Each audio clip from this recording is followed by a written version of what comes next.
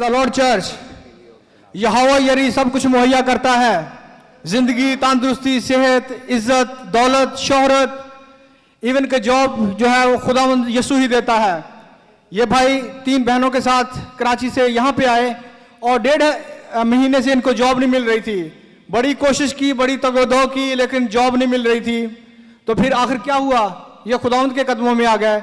Last Friday ये इधर आए, चर्च में आए, पास्टर जी ने दुआ की और सैटरडे को उन तीनों बहनों को जॉब मिल गई। Hallelujah, hallelujah. ये खुदावंद के नाम को इज्जत और जलाल देने के लिए आज यहाँ पे आए हैं।